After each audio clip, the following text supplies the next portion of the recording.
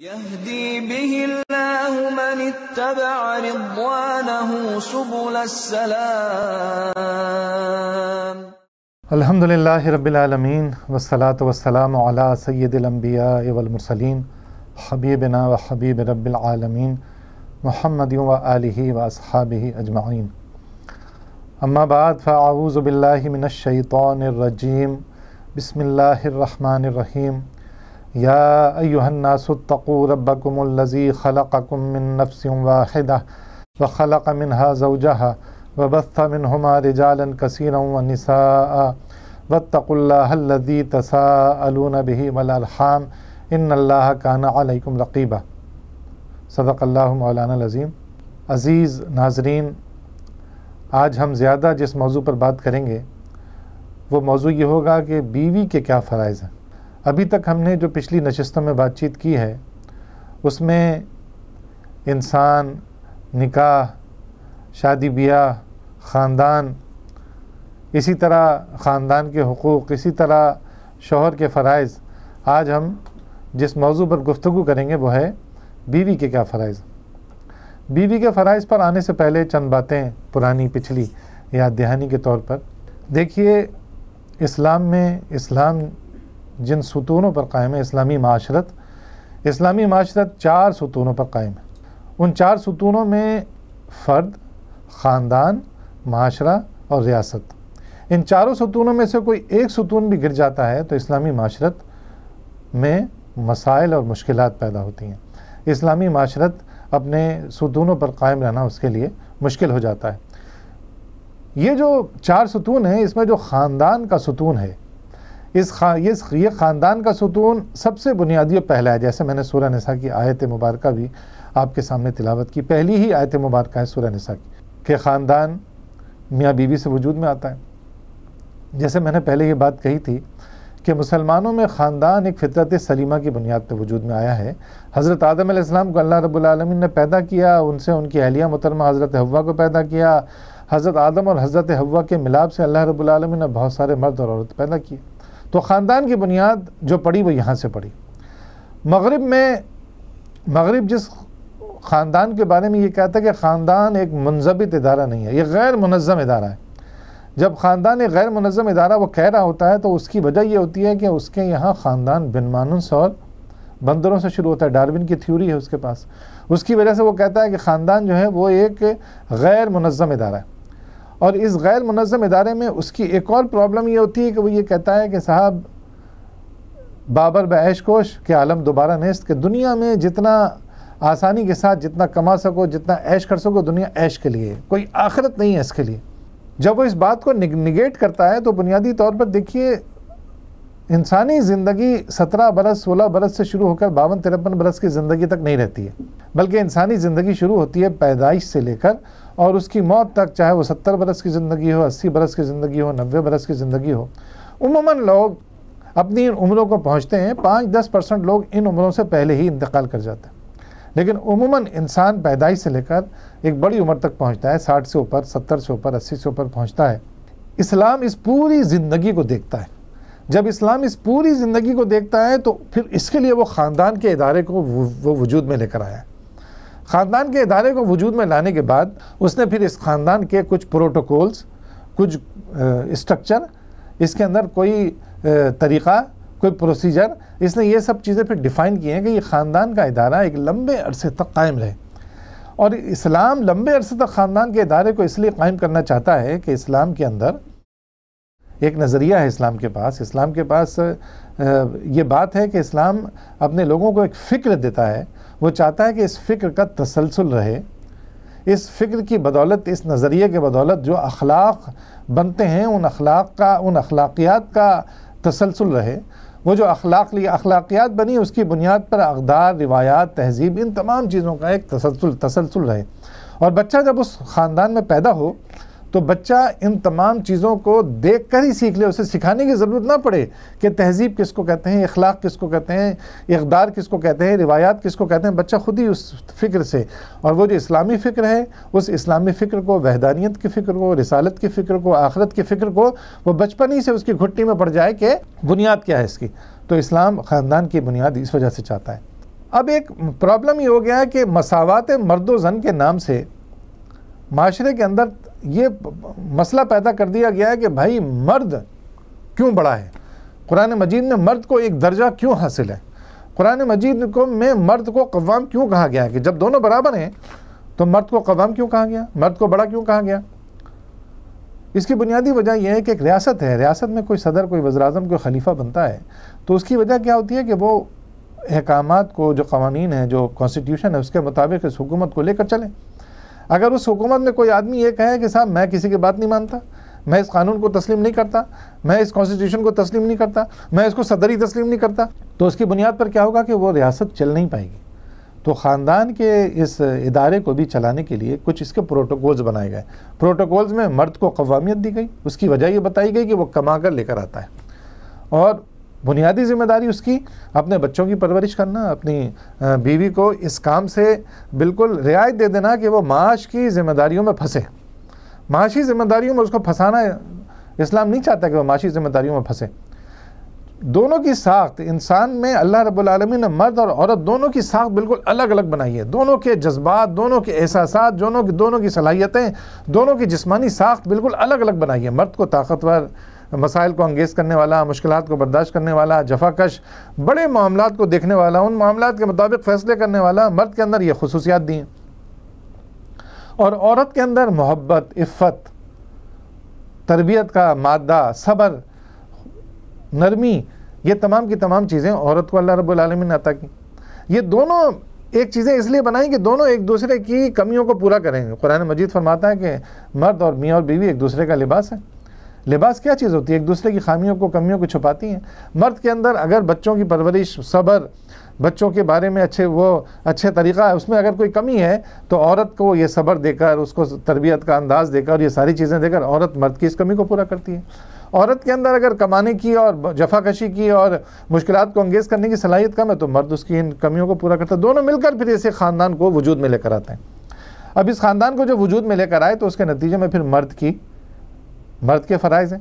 مرد کے فرائض میں نے جیسے بیان کیے، مرد کو اس مرد کے بارے میں فرمایا گیا، اللہ رب العالمین نے، اللہ کے نبی صلی اللہ علیہ وسلم نے بہت اس کی فرمایا کہ کلکم راعی و کلکم مسئول، تم میں سے ہر شخص راعی ہے، اور اس کی رعیت کے بارے میں اس سے سوال کیا جائے گا۔ اب اس کی رعیت جو ہے اس کا گھر ہے، ایک عادل حکمران جو ہے اس کی رعیت جو ہے پوری سلطنت ہے، پوری ریاست ہے، اور گھر میں ایک فرد کی، صاحب خانہ کی جو مرد ہے اس کی رعیت اس کا گھر ہے۔ وہاں وہ عدل و انصاف قائم کرے، نیک سلوک کرے۔ جیسا میں نے پہلے بھی یہ بات بتائی تھی کہ فرمایا گیا کہ سب سے اچھی بات یہ ہے کہ کس کے اندر اخلاق سب سے اچھے ہوں، اور سب سے اچھے اخلاق والا کون فرد ہے؟ وہ ہے جو اپنی بیوی کے ساتھ حسن سلوک کرتا ہے۔ اب دیکھیے اللہ کے نبی صلی اللہ علیہ وسلم نے کیا چیزیں بتائیں، کس طرح کی چیزیں بتائیں اپنی زندگی میں، ان کی سیرت میں کیا چیز ملتی ہے۔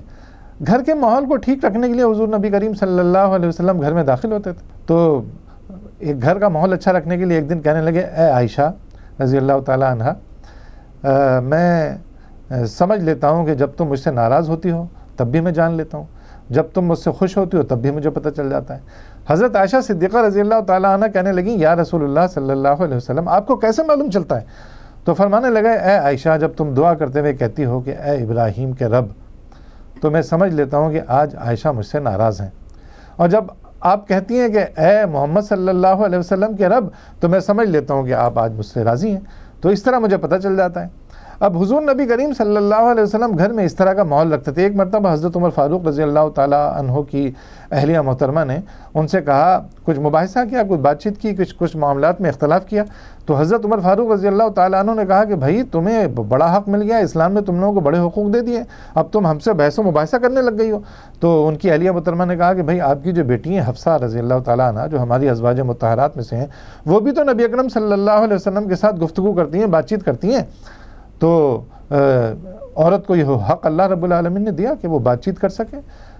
اسی طرح شادی کے معاملات میں اس بات کا حق دیا، لڑکے اور لڑکی کو فائنل اتھارٹی تو لڑکا اور لڑکی ہے، لڑکا ہاں کرے گا اور لڑکی ہاں کرے گی تب نکاح کا بندھن بنے گا، اور اگر کوئی ایک فریق بھی نہ کر دے گا تو نکاح کا بندھن نہیں بنے گا، چاہے ولی موجود ہو، چاہے کوئی بڑے خاندان کے موجود ہوں، چاہے ان لوگوں کا پریشر ہو، لیکن اگر یہ لوگ نہ کر دیں گے تو نکاح کا بندھن نہیں بنے گا، یہ عقد مسنونہ نہیں ہو سکے گا۔ اس عقد کے لیے ضروری ہے کہ میاں بیوی کا لازمی اس بات پر راضی ہونا۔ تو جب بیوی اور میاں اس بات پر راضی ہو گئے، بیوی کو پتہ چل گیا کہ یہ میرے شوہر ہیں، میں ان کی بیوی ہوں، اور اسلام نے مجھ پر ایک خاص قسم کی ذمہ داریاں عائد کی ہیں، مرد پر کچھ خاص قسم کی ذمہ داریاں عائد کی ہیں۔ دیکھیے مثال کے طور پر ایک 500 پاور کا بلب ہے، 500 پاور کے بلب پر اگر 1000 وولٹ کی اس کو پاور دے دی جائے گی تو کیا ہوگا؟ 500 پاور کا بلب پھٹ جائے گا، فیوز ہو جائے گا، کیونکہ اس کے اندر جو صلاحیت ہے، جو سکت ہے، جو اس کا وہ ہے کیپیبلٹی ہے، وہ یہ ہے کہ وہ 500 پاور برداشت کر سکتا ہے۔ تو مرد اور عورتوں میں اللہ رب العالمین نے جن کاموں کا مکلف کیا ہے اسی اعتبار سے ان کو صلاحیتیں بھی دی ہیں۔ اب عورت کو یہ صلاحیت اس کو کم دی ہے کہ وہ ان سارے معاملات کو دیکھ سکے، سپہ سالار بن سکے، وہ سربراہ مملکت بن سکے، وہ نبی بن سکے، اس کو یہ صلاحیتیں اللہ رب العالمین نے کم دی ہیں۔ اس کو جو صلاحیتیں دی ہیں اگر وہ ان کا بہترین استعمال کرے گی تو ایک بہترین خاندان کو وجود میں لے کر آئے گی۔ تو عورت مساوات مرد و زن کے چکر میں نہ پڑے۔ مساوات مرد و زن کے چکر میں مغرب نے، یورپ نے عورت پر ظلم کا ایک نیا سلسلہ شروع کر دیا ہے۔ اس کو بتا کر کہ تم مردوں کے برابر ہے، تم مردوں کے برابر ہے، تم مردوں کے برابر، حالانکہ خواتین کی جسمانی ساخت، خواتین کے جذبات، خواتین کی عقل، یہ تمام کی تمام چیزوں میں بہرحال فرق ہے مردوں کے مقابلے میں۔ کوئی ایک خاتون ٹھیک ہے بہت باصلاحیت ہو سکتی ہے، بہت طاقتور ہو سکتی ہے، اس کے اندر بہت علم ہو سکتا ہے، لیکن بحیثیت مجموعی ایکسیپشنز کے علاوہ جو بھی قانون بنتا ہے ایکسیپشنز کے علاوہ بنتا ہے۔ جب ایکسیپشنز کے علاوہ بنتا ہے تو عورت کو بلا وجہ مساوات مرد و زن کے چکر میں باہر گھسیٹ لیا گیا، اور مرد ویسا کا ویسا رہا۔ یورپ کے کسی بھی مرد کو دیکھ لیجیے آپ، وہ بالکل ویسا کا ویسا ہی، وہ چاہتا ہے گھر میں آئے تو اسے سکون ملے، گھر میں آئے تو وہ سارے کام اسی بیوی کرے، گھر میں آئے تو اس کے بچوں کی پرورش بھی بیوی کرے، بلکہ وہ تو چاہتا ہی ہے کہ بچہ پیدا ہو اور وہ یہاں سے نکل لے، دوسری عورت کی طرف چلا جائے، اور بیوی بیچاری سنگل پیرنٹ فیملی سسٹم کے چکر میں بچوں کو پالتی رہے۔ ایک اور اس کو خوشنما نعرہ دیا کہ بھائی گھر سے باہر نکلو، گھر میں کھانا پکانا یہ سب چیزیں جو نا بیکار باتیں ہیں، کیا تم ہاؤس وائف بن کر رہو گی؟ تم کو اس لیے پیدا کیا اللہ رب العالمین نے۔ اور وہی عورت اگر ایئر ہوسٹس بن جائے، یہاں گھر والوں کو کھانا کھلا رہی تھی، چچا کو، ماموں کو، خالو کو، والد کو، بیٹوں کو، بچوں کو کھانا کھلا رہی تھی، جو محبت بھری نظروں سے اسے دیکھتے تھے، جو اس کی اس محنت کو ابلائج کرتے تھے، جو سمجھتے تھے کہ یہ ہمارے لیے کر رہی ہے، اس کو محبت کا حصار کا ایک احساس ہوتا تھا۔ اس عورت کو جہاز پر ایئر ہوسٹس بنا دیا کہ اب وہ غیر مردوں کو کھلائے، ان کی غلیظ نظروں کا شکار ہو، ایبیوزمنٹ کا اس کو یہ پرابلم ہو، وہ مشکل میں رہے۔ یہ مساوات مرد و زن میں اس کو باہر نکال دیا۔ پھر اگر وہ کسی جگہ بچوں کی پرورش کے لیے، بچوں کی تربیت کے لیے کوئی چائلڈ اسپیشلسٹ بنتی ہے تو واہ واہ واہ کیا زبردست چائلڈ اسپیشلسٹ ہے، لیکن اگر میں اپنے ہی بچوں کی، باہر کے بچوں کی خود تربیت کرتی ہے، اور اگر وہ گھر کے بچوں کی تربیت کرنے لگ جائے تو کہا جاتا ہے سب ہاؤس وائف ہے، یہ تو ہاؤس وائف ہے۔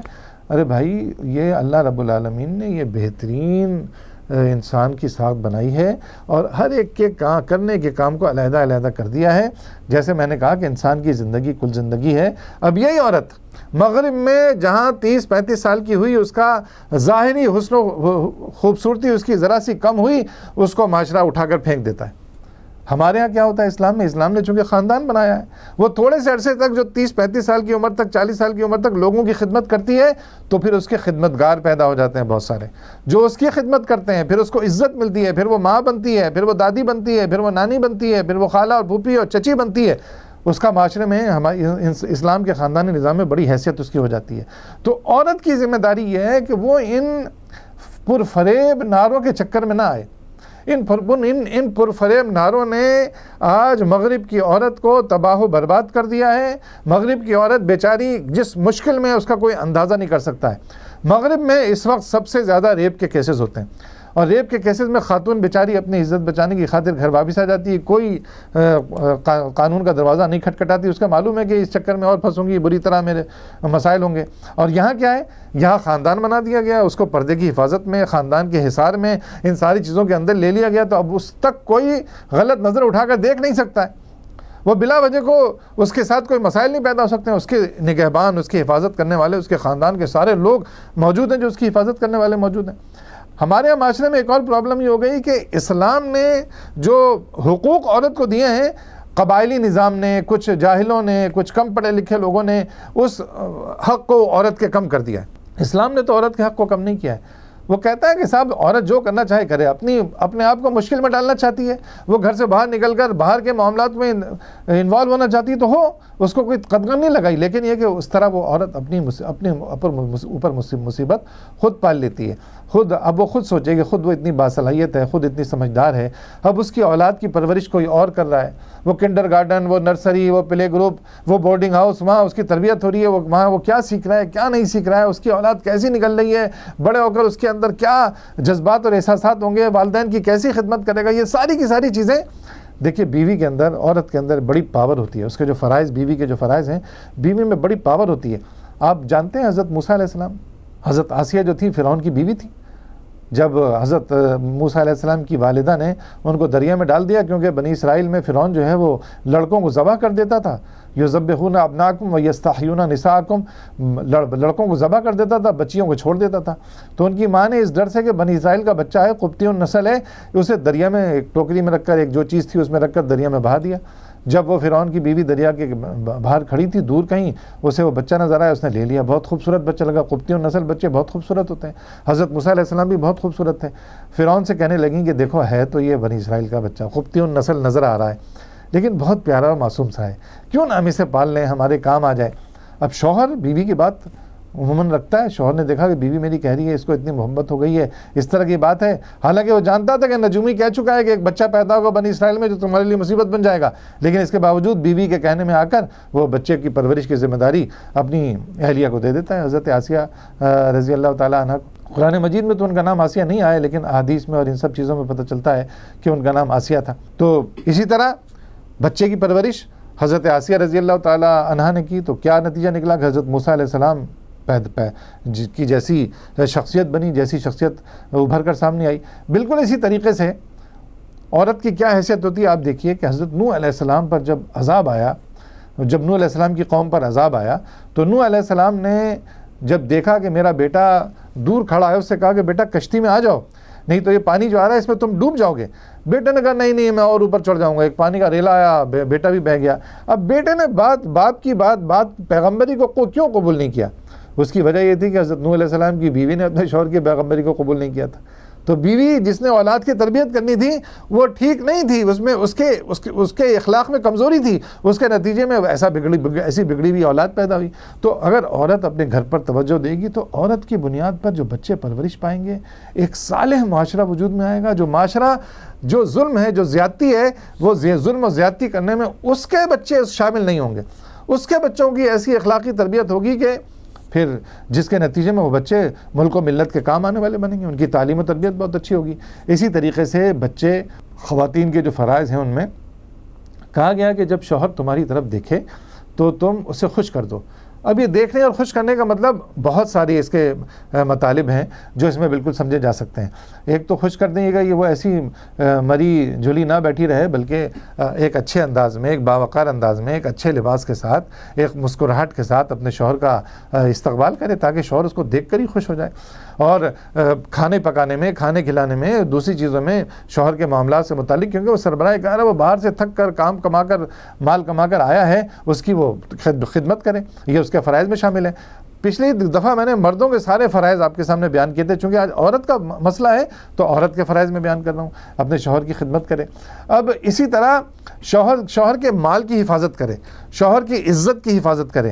شوہر جس بندوں سے ملنا ناپسند کرتا ہے، اب یہ عورت اس کا خیال رکھے کہ میرا شوہر اس سے ملنا ناپسند کرتا ہے. اب ایک عورت کہہ سکتی ہے یہ کیا بات ہوئی، میری مرضی میں جس سے چاہوں ملوں. دیکھیے خاندان کو بنانے میں یہ بات ضروری ہے کہ شوہر کو اپنی بیوی پر کامل اعتماد ہو. کامل اعتماد کے لیے ضروری ہے کہ بیوی پھر اس سے بچے کہ جس سے اعتماد کو ٹھیس پہنچتی ہے. اسی طرح مرد پر بھی یہ ذمہ داری ہے کہ بیوی کو جو معاملات خراب لگتے ہیں کہ یہ فلاں خاتون سے ملتے ہیں یا فلاں اس سے ملتے ہیں، اس کے اعتماد کو ٹھیس پہنچتی ہے، تو مرد کو بھی اس بات کا بالکل برابری کا خیال رکھنا چاہیے کہ میری بیوی بھی مجھ پر مکمل اعتماد رکھے. اب پیچھے وہ اپنے والدین کو چھوڑ کر جاتا ہے مرد، تو جب وہ یہ چاہتا ہے کہ میری بیوی جو ہے نا مجھے خوش کرے تو اس کے والدین کا خیال رکھنے والی بھی ہو.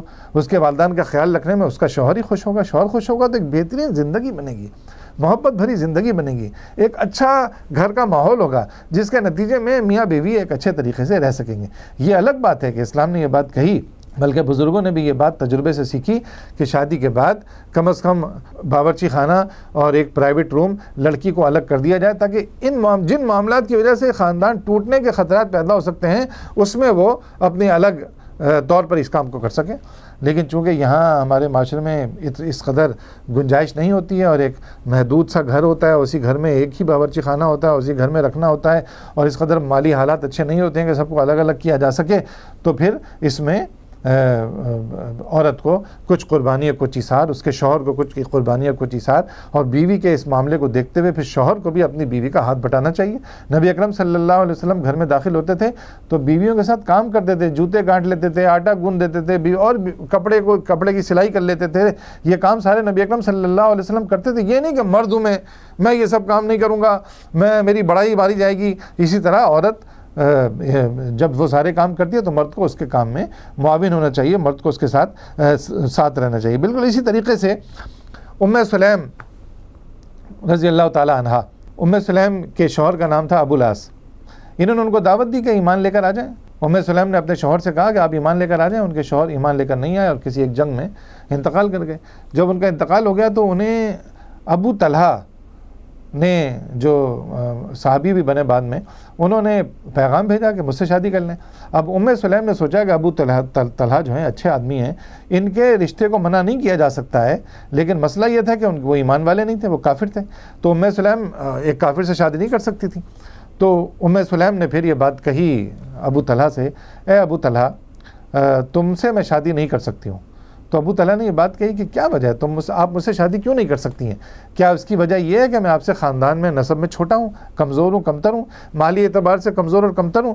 تو ام سلیم رضی اللہ تعالی عنہ نے کہا کہ نہیں، یہ بات نہیں ہے، بلکہ بات جو ہے وہ یہ ہے کہ آپ ایمان والے نہیں ہیں، میں کسی مشرک سے اور کافر سے نکاح نہیں کر سکتی ہوں۔ تو ابو طلحہ نے کہا کہ اگر میں ایمان لے آؤں، تو انہوں نے کہا ٹھیک ہے آپ ایمان لے آئیے۔ تو مہر کی رقم تو حضرت ام سلیم رضی اللہ تعالی عنہ نے کہا کہ میرا مہر جو ہے نا، آپ کا ایمان لانا ہی میرا مہر ہے، یہی مہر کی رقم میرے ایمان کے لیے کافی ہے۔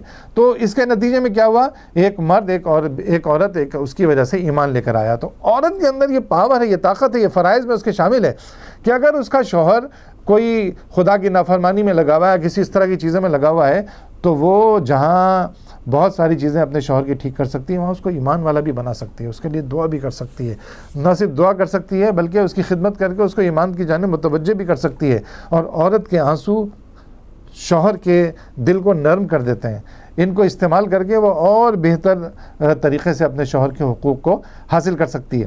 دیکھیے اسی لیے اللہ کے نبی صلی اللہ علیہ وسلم نے ایک بات اور بھی کہی، فرمایا کہ اللہ رب العالمین نے، وہ واقعہ آپ کو یاد ہوگا کہ عورتوں پر بہت ظلم ہوتا تھا، بچیوں کو زندہ گاڑ دیا جاتا تھا، اور وہ واقعہ بھی آپ کو یاد ہوگا کہ ایک صحابی نے آ کر حضور نبی کریم صلی اللہ علیہ وسلم کے سامنے یہ بات کہی کہ میں نے اپنی بچی کو گاڑ دیا، کیا میرے گناہ معاف ہو سکیں گے؟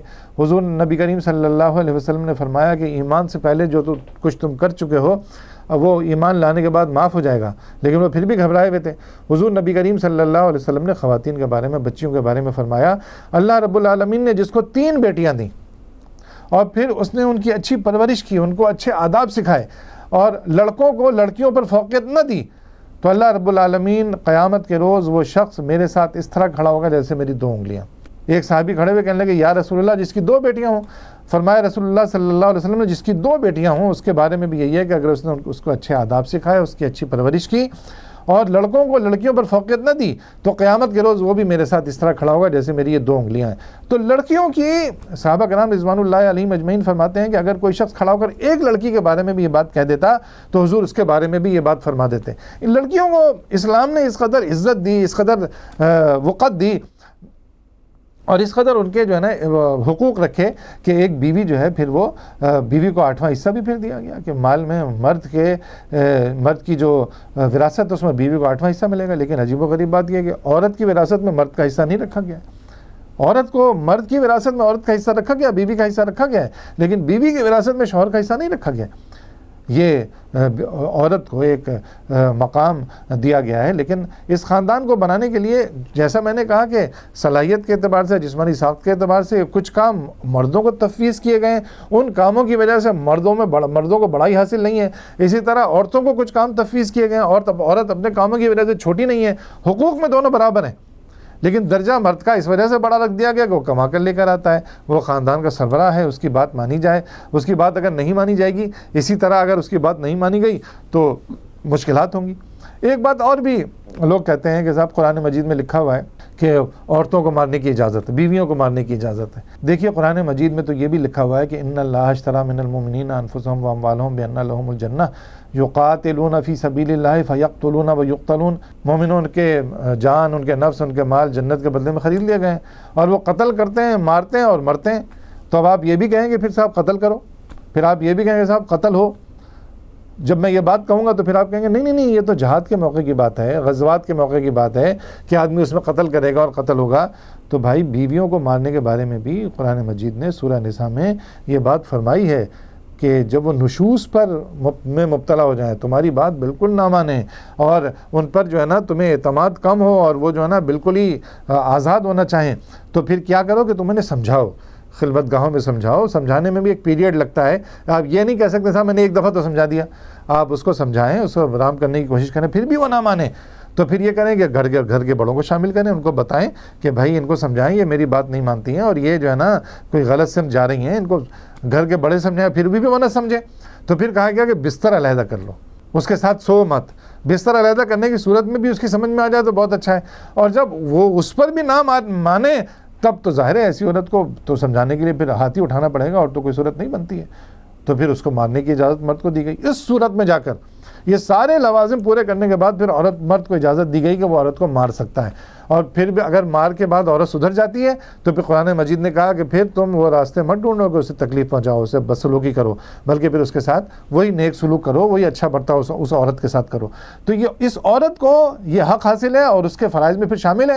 جب اس کو اتنے سارے لوازمات ملے ہیں تو پھر وہ اس گھر کے اندر ایک اچھا ماحول، ایک اچھی تربیت، ایک اچھی ساری کی ساری چیزیں وہ پیدا کرنے کی کوشش کرے اور مرد کے ان معاملات میں وہ اس کا ساتھ دے۔ اسی طرح دیکھیے ایک مرتبہ حضرت جابر رضی اللہ تعالیٰ عنہ حضور نبی کریم صلی اللہ علیہ وسلم کے ساتھ پیچھے رہ گئے تھے، وہ اپنا سامان وامان سمیٹنے کے ایک قافلے کے چکر میں پیچھے سامان تھا، اسے سمیٹنے میں رہ گئے تھے۔ تو حضور نبی کریم صلی اللہ علیہ وسلم واپس آئے دیکھنے کے لیے کہ کون کون رہ گیا، تو دیکھا حضرت جابر بھی ہیں، ان کو ساتھ لے کر چلے، تو ساتھ ساتھ پوچھتے جاتے اے جابر کیا حال ہیں، کیا کرتے ہو۔ حضرت جابر رضی اللہ تعالیٰ عنہ نے ساری باتیں اپنی بتائیں۔ پھر پوچھا گیا اے جابر تمہاری شادی ہو گئی ہے، تو حضرت جابر رضی اللہ تعالیٰ عنہ نے کہا کہ ہاں میری شادی ہو گئی ہے۔ پوچھا کہ تم نے کس سے شادی کی ہے، تو کہنے لگے ایک مطلقہ بیوہ سے میں نے شادی کی ہے۔ حضور نبی کریم صلی اللہ علیہ وسلم نے کہا کہ اے جابر تم نے کسی کنواری سے شادی کیوں نہیں کی، تاکہ تم اس کے ساتھ کھیلتے، وہ تمہارے ساتھ کھیلتی۔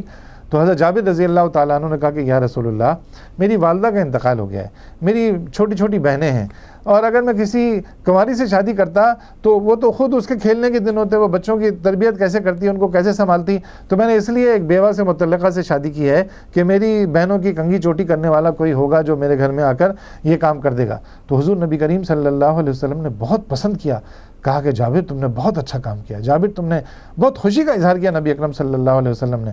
تو جب عورت کو اللہ رب العالمین، اللہ کے نبی صلی اللہ علیہ وسلم نے یہ ساری سہولیات دی ہوئی ہیں، تو عورت کو چاہیے کہ پھر وہ اپنے شوہر کی، اپنے خاوند کی عزت بھی کرے، اس کی تکریم بھی کرے، اس کے احکامات کو بجا بھی لائے، اس کی دلجوئی کا سامان بھی کرے، اس کے خاندان والوں کے ساتھ بھی اچھا برتاؤ کرے۔ وہ اس بات کے چکر میں نہ رہے کہ قطع رحمی کرے، خاندان کو توڑنے کے چکر میں نہ رہے، بلکہ خاندان کو جوڑنے کے چکر میں رہے، کیونکہ خاندان کو توڑنا شیطان کو، ابلیس کو سب سے زیادہ پسند ہے۔ یہ بات میں پہلے بھی بیان کر چکا ہوں کہ ابلیس کے پاس سارے لوگ آئے، سارے جنات، شیاطین آئے، انہوں نے کہنا شروع کر دیا آج میں نے ایک کو شراب پلوا دی، ایک کو قتل کروا دیا، ایک کو فلاں کروا دیا۔ تو ابلیس کہنے لگا تم نے بہت اچھا کام کیا، تم نے بہت اچھا کام کیا، تم نے بہت اچھا کام کیا۔ ایک آیا، اس نے کہا کہ آج میں نے میاں بیوی میں جدائی ڈلوا دی ہے۔ ابلیس اس پر کھڑا ہو گیا، اس نے اس کو گلے لگایا، خوب خوش ہوا، کہنے لگا یہ زبردست تم نے کام کیا ہے۔ تو بیوی کو بھی چاہیے کہ اس بات کا خیال رکھے کہ شوہر کے ماں باپ ہیں، شوہر کے ماں باپ کی عزت کرے، اسے اب ان کے ماں باپ سے دور نہ کرے۔ ان ماں باپ نے اس کو پالا پوسا ہے، بڑھاپے میں ماں باپ جو ہے نا کسی اولڈ ہاؤس، کسی اس جگہ نہ جائیں، بلکہ وہ خود اگر اس کے ماں باپ کی خدمت کرے گی تو اس کے ماں باپ کی خدمت پھر اس کی بھابھی کرے گی جو اس کے بھائی کی بیوی ہوگی۔ تو یہ اس طرح معاشرے کے اندر سکون آتا ہے۔ اسی طرح مرد کو بھی پھر یہی کہا گیا کہ عورت کو برا بھلا نہ کہے، اس کو آر نہ دلائے، اس کے والدین کو برا بھلا نہ کہے، ان ان کی بھی اسی طریقے سے عزت کریں جس طرح نبی اکرم صلی اللہ علیہ وسلم نے اپنی بیویوں کی، بہنوں کی، ان کے گھر والوں کی بہت عزت و تکریم کی. اسی طرح بیویوں کو بھی چاہیے کہ اپنے شوہر کے جو ان کے پسندیدہ لوگ ہیں ان سے محبت کرے، ان کے معاملات کو اچھی طرح دیکھے. یہ چیزیں جو ہیں عورت کو اللہ رب العالمین نے یہ فرائض عورت کے بیان کیے ہیں کہ عورت اگر ان معاملات کو اس طریقے سے لے کر چلتی ہے اور اس طرح اپنی اس حیثیت کو تسلیم کر لیتی ہے جو حیثیت اللہ رب العالمین نے بنائی ہے، مغرب کے ان جھوٹے پروپیگنڈوں سے بچ کر. مغرب نے کہ جھوٹے پروپیگنڈے، اس میں اب کوئی ایسی بات نہیں رہی ہے کہ عورت کو سمجھانا پڑے کہ صاحب اس مساوات مرد و زن کے چکر میں عورت کا کتنا استحصال اس وقت مغربی دنیا کر رہی ہے. اب یہ کسی بتانے کی ضرورت نہیں رہی ہے. اب خود عورتیں دیکھ سکتی ہیں کہ جس جگہ سے وہ نکل کر انہوں نے اس طریقے کو اختیار کیا تو کس مصیبت اور کن مشکلات کا وہ شکار ہوئی ہیں. تو ایک خاندان کو بنانے کے لیے جہاں مردوں کے حقوق ہیں وہاں عورتوں کے حقوق ہیں، اور اب پھر والدین کے حقوق کی بات ہے. ہم اگلی نشست میں انشاءاللہ تعالیٰ اس موضوع پر بات کریں گے کہ والدین کے کیا حقوق ہیں. یہ میاں بیوی جو خاندان بن گیا ہے، اس خاندان کے نتیجے میں جو اولاد پیدا ہوئی ہے، یہ اولاد اب والدین کی خدمت کس طریقے سے کرے. والدین دیکھیے، بچوں کو تو آدمی محبت کی وجہ سے بھی پال لیتا ہے. چھوٹے چھوٹے ہوتے ہیں، معصوم ہوتے ہیں، ان کو دیکھ کر ہی محبت آ رہی ہوتی ہے. وہ کوئی الٹے سیدھے کام کریں تو اس پر آدمی مسکراتا ہے، ہنستا ہے، ان کی تربیت کرتا ہے، ان کو سنبھالتا ہے، ان کو ساری چیزیں کرتا ہے، ان کو مار بھی دیتا ہے ایک آدھ ہاتھ. لیکن والدین کی خدمت کرنا ایک مشکل ترین کام ہے. اسی لیے قرآن مجید میں دیکھیے، اگر آپ پورے قرآن مجید کو پڑھیں گے تو بچوں کی پرورش سے متعلق بہت زیادہ احکامات آپ کو نہیں ملیں گے، لیکن والدین سے حسن سلوک سے متعلق زیادہ احکامات اس لیے ملتے ہیں وہاں پہ کہ یہ مشکل کام ہے. تو مشکل کام کے لیے زیادہ احکامات ملتے ہیں، زیادہ ایمفیسائز کیا گیا قرآن مجید میں کہ آدمی کی توجہ رہے اس جانب، اس کو بھول نہ جائے آدمی، اسے چھوڑ نہ دے آدمی. انشاءاللہ تعالیٰ اس موضوع پر ہم اگلی نشست میں گفتگو کریں گے.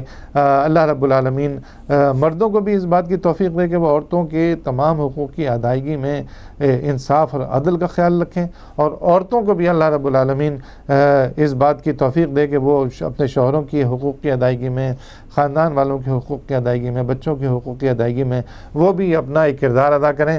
وہ مغربی پروپیگنڈے اور جھوٹی باتوں سے متاثر ہو کر کسی اور جانب نہ لگ جائیں، اپنے خاندان کو خراب نہ کریں. دیکھیے، ایک عورت کے لیے سب سے بڑی پناہ گاہ اس کا اپنا گھر ہوتا ہے، اس کا اپنا شوہر ہوتا ہے، اس کے بچے ہوتے ہیں. اگر بچے میاں بیوی میں تعلقات میں جدائی آ جائے، تعلقات ٹوٹ جائیں، تو پھر بچوں کے لیے کیا ہوتا ہے؟ کورٹ میں پھر جا کے بچوں سے ملاقات ہوتی ہے. کورٹ میں جاتے ہیں، پھر باپ بھی وہاں آ کے ملتا ہے، ماں بھی وہاں آ کے ملتی ہے. بچوں کی زندگی بھی ایک مصیبت، اگلی نسل کے لیے ایک بڑے مسائل. تو اگر یہ کچھ ایثار، کچھ قربانی، کچھ یہ چیزیں کر اگر آدمی اپنے گھر کو بنا سکتا ہے تو یہ خاندان کا ادارہ بنانے کے لیے میاں اور بیوی کے حقوق جہاں الگ الگ ہیں وہیں ان دونوں کے فرائض بھی ہیں. یہ دونوں اپنے اپنے فرائض کو ادا کرتے رہیں گے تو انشاءاللہ تعالیٰ یہ خاندان کا ادارہ مضبوطی کے ساتھ آگے چل سکے گا. اقول قولی ھذا استغفر اللہ لی ولکم ولسائر المؤمنین وآخر دعوانا ان الحمد للہ رب العالمین. يهدي به الله من اتبع رضوانه سبل السلام